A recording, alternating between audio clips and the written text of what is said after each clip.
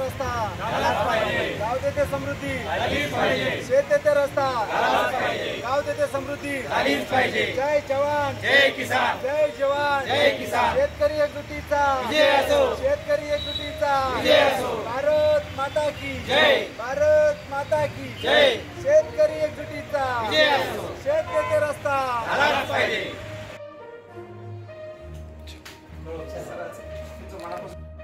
जिल्ह्यातील पानंद रस्ते असतील, शिव रस्ते असतील किंवा गाव रस्ते असतील, याच्यावर अतिक्रमणाचे बरेच प्रकरणं जिल्ह्यामध्ये होती।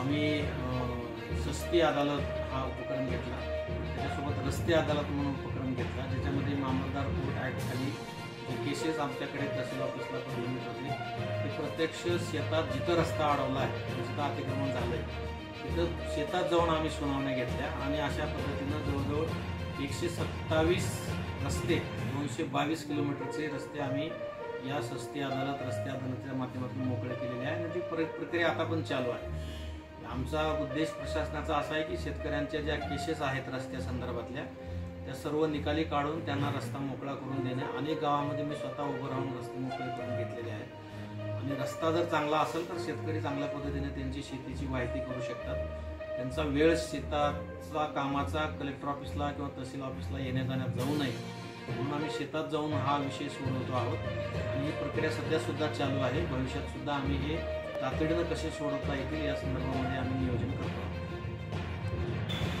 महाराष्ट्र राज्य शिवपालन शेतरस्ता चळवळीच्या माध्यमातून राज्यभर शेत देते रस्ता आणि गाव देते समृद्धीचं जन अभियान या ठिकाणी राज्यभर चालू असताना या ठिकाणी शेतकऱ्यांच्या प्रश्नांवर शेतरस्त्यांच्या प्रश्नांवर तालुका प्रशासन असेल जिल्हा प्रशासन आणि मंत्रालयापर्यंत आझाद मैदानापर्यंत आंदोलन पुकारले असता राज्याचे महसूल मंत्री चंद्रशेखर बावनकुळे यांनी या ठिकाणी चळवळीच्या माध्यमातून चळवळीच्या सोबत एक मिटिंग घेत या ठिकाणी राज्यात मोठा असा ऐतिहासिक निर्णय घेतलेला आहे। राज्यामध्ये 90 दिवसाच्या आतमध्ये शेतरस्ता खुला करून देण्यासह पोलीस प्रोटेक्शन असेल, पोलीस संरक्षण असेल, भूमी अभिलेखच्या मोजणी फी असेल, या संदर्भात मोफत मोजणी फी, प्रत्येक शेतकऱ्याला मोफत रस्ता मिळावा अशा संदर्भातले आदेश या ठिकाणी काढलेले आहेत। परंतु काही आदेश अजून बाकी आहेत। दगडी नंबरी लावणे असेल, रस्ता सपाटीकरण असेल, असे काही दर्जेदार रस्ता मिळवण्यासंदर्भातही काही आदेश असतील ते पावसाळ्यानंतर पुढच्या काळामध्ये निघणार आहेत। परंतु आज जे काही आदेश निघलेत ते जिल्हा प्रशासनाने या ठिकाणी छत्रपती संभाजीनगरचे जिल्हाधिकारी स्वामी साहेब यांना या ठिकाणी शेतकऱ्यांच्या माध्यमातून निवेदन देण्यात आले की जिल्ह्यामध्ये जेवढे बी तहसील कार्यालय असतील, पोलीस प्रशासन असेल, भूमी अभिलेख कार्यालय असतील यांची संयुक्त मिटिंग घ्या आणि शेतकऱ्यांचे प्रश्न शेतकऱ्यांसोबत चळवळीच्या माध्यमातून जिल्ह्यातील सर्व शेतकरी या ठिकाणी प्रशासनाबरोबर समन्वय साधून या ठिकाणी प्रशासनाला मदत करणार आहेत। अशा वेळेस तुम्ही सर्व डिपार्टमेंटची या ठिकाणी बैठक जर घेतली तर या ठिकाणी आपल्याला जे शासन निर्णय आहे त्याची प्रत्यक्ष अंमलबजावणी आपल्या जिल्ह्यामध्ये करता येईल आणि प्रत्येक शेवटच्या शेतकऱ्याला दर्जा रस्ता मिळवता येईल।